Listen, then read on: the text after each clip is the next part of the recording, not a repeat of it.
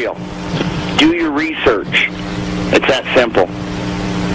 Yeah, I looked at that information and I found it very interesting, given the fact of how big some other broadcasters are at this time and point right now. But I wanted to go back a little bit into the death of Mr. Bill Cooper. We know he was shot 5 times at his front door, and if you could maybe tell our listeners a little bit of what took place that evening by the Apache County Sheriff's Department, how they had posed as teenagers and had attempted to lure him out, because this kind of information people need to be aware of, that we had a gentleman here in America telling the truth, and then this kind of fate was dealt to him by our government. Yes, and Farron, you get the benefit or whatever of this is the last time I'm going to tell this story because I'm sick of reliving it. And I don't blame you for that. So I don't blame you for that. You get to boast that, I guess. I made that decision contemplating the interview this morning with you. Not that whether I was going to be on or not, but just thinking about it. What occurred was after the September 11th did not work out logistically and intelligence-wise for them. See, we went on the air live non-stop for 10 hours straight when 9/11 happened. And all of that live coverage, which is critical listening, ladies and gentlemen, because things that we had multiple satellite links into the studio, etc., that day of 9/11, that very morning, we always had it. There are tons of live audio feeds that we cut in and cut back to and do commentary on, have live people on the ground reporting to us that are not talked about nowadays. Well, see, because we were in and out and had researchers running in and out and we were on the air live, their 9/11 ambush was stopped because we were live on the air. It wouldn't have gone down very well. So they had to trap them. And what they did was, on the evening there, the November 5th and 6th. Now remember, it happened like right shy of midnight, so a lot of dates have been blurred by so-called reporters out there. And we are the only source for the real facts, the only people with all the reports, and we've always told the story, so thank you, Farron, for letting us do that again. Like Tex Mars told blatant lies in his Codex book about what occurred to Bill. Bill did not get shot running a stoplight in town. What happened was we had had lunch together, and I had actually just went down to get new tires for his car and pay for him and have him mounted. We went and got groceries, and we did orders and lined out the broadcast. It was to be Quaviet, which it was. And I went back to a side job I had, and then was going to come back up the next day, pretty much the normal routine. At approximately 5:30 to 6 o'clock p.m., the tactical team got together at a little reconnoiter point by the rodeo grounds, which is where they have a building. And they just decided that, oh, we got an opportune time, we're going to do it today. They had already planned this out. When they came and put me under arrest that morning, the next morning, and took me to the so-called command center with helicopters, federal agents all over, I saw with my own eyes the thermal imaging photographs, the satellite photographs, the FLIR photographs. They had used the UPS, which this is a national program, by the way, ladies and gentlemen, announced openly by Department of Homeland Security a long time ago, that UPS drivers are used frequently as spies for the government. The UPS driver, who had been coming around a lot for deliveries, would ask things like, oh, can I use your bathroom or get a drink of water, and get sketches of the house. What had promulgated this whole so-called investigation, Farron, was a local doctor, Dr. Scott Hamlin, who's a lying piece of crap, always has been. He and his family supposedly went up there for a ice cream treat and park and watch the sunset several months earlier. On private property, of course, they were parked. But Bill ran them off from the house and the property up there. Now, they claimed that Bill followed them to their house, and he shoved it, and this little wormy lying doctor shoved his finger and pushed Bill back in the driveway, which would have never happened. Bill would have stomped on him had he pushed him. And that Bill had a gun and all this stuff, right? And the wife and children ran in the house for fear of their lives, but because he parked right in their driveway, they had a full description of the gun and the vehicle and the license plate. Well, he goes down and files a local police report. And the investigators and the police force here in Eager and the chief, Scott Garms, couldn't find any evidence. They ran the plate that they just got to look point blank from the front window to the bumper. They claimed they had all the perfect view. It was not his plate. They gave the wrong description of his truck. He only owned one truck. He only drove one truck. It's the only thing he did drive. The car, the new tires I mentioned earlier that occurred that day, running in and out, the preface, that it was just a normal day to start with, was a car he was getting up and running. So that was so much baloney, and they knew Bill and how Bill was. They really didn't buy that the little doctor pushed him around and did all this either, and that there wasn't just a right-out fist fight and you're done type thing in the driveway. So it was dropped. Well, this little worm, he was upset. He didn't get his way. He thinks he's special because of the family he happens to belong to. And he ran and took it to the county and state because the city wouldn't do anything.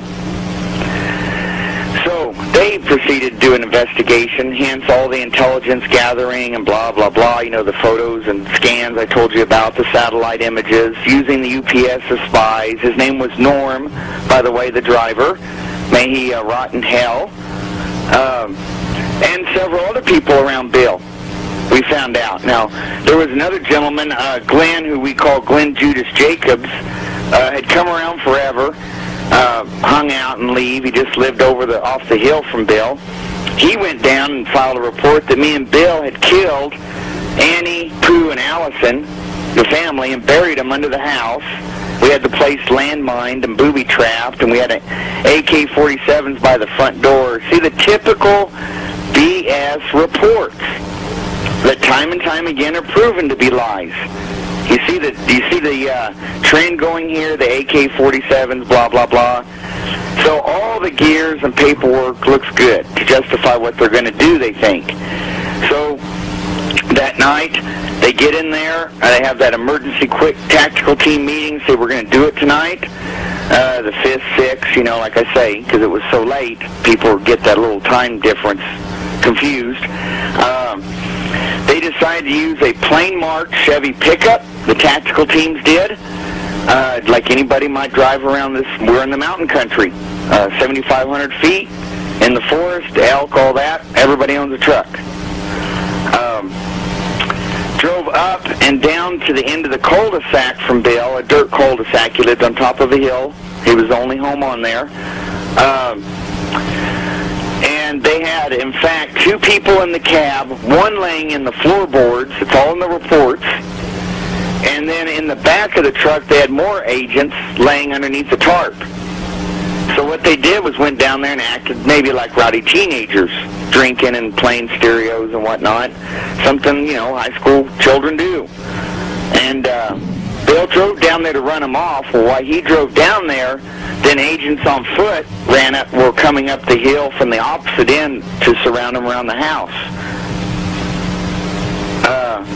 At that time, which is really ironic, is they even in their briefing to the chief, the lieutenant, and the sergeant locally here at about 1 in the morning when they finally told them that they had a dead resident and that they had done an operation in their town without notifying them ahead of time, said that Bill even told them, I'm going to go call the police.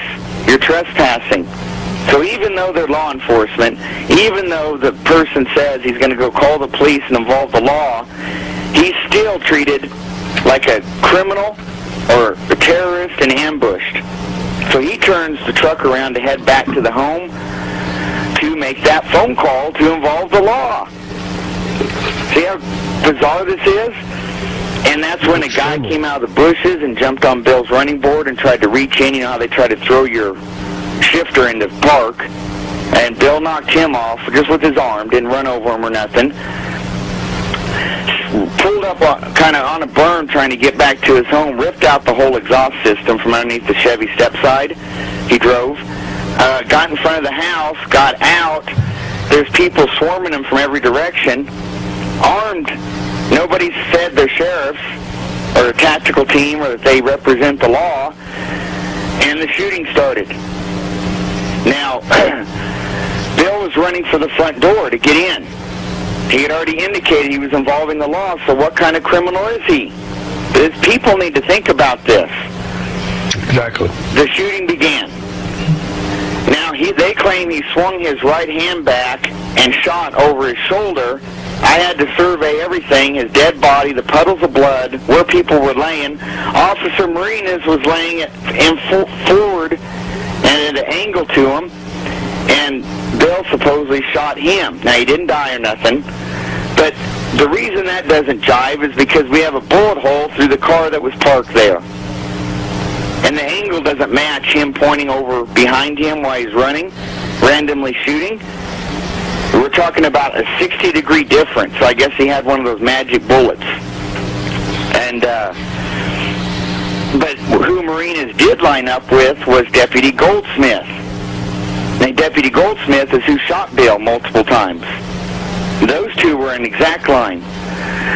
Bill, we had an official forensics specialist on the air, live, unrehearsed, so nothing would be pre-done. Analyze the autopsy reports, which we got from the Tucson lab of Arizona that did the autopsy. Whenever there's a shooting like this, there's always an autopsy automatically done.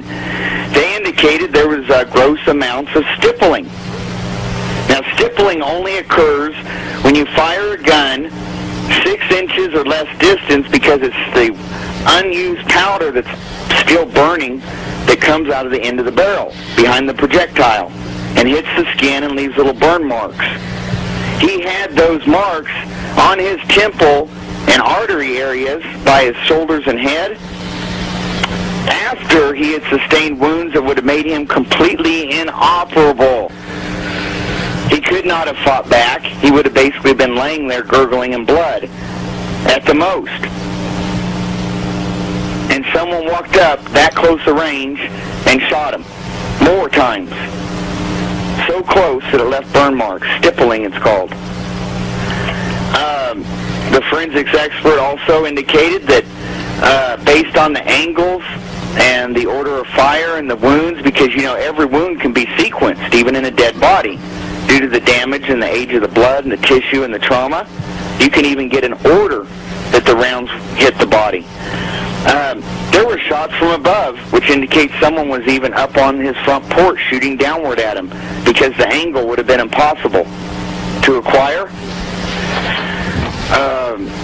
That occurred less than 8 feet from the front door. In fact, the little teeny bit of concrete walking up the stoop was right next to his head. That's how close he was, where he laid, and all the blood was and whatnot.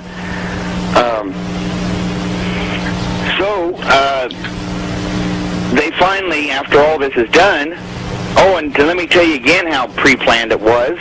They had, in advance, already notified the local ambulance service not to run sirens or lights through town if they got a call that evening, because they didn't want to disrupt the community. Wow. Okay, so all this occurred. Now, Bill made the indication, I'm going to involve the law. He was following, don't you think, law-abiding citizen protocol? If you just don't know somebody and there's some pickup full of rowdy people,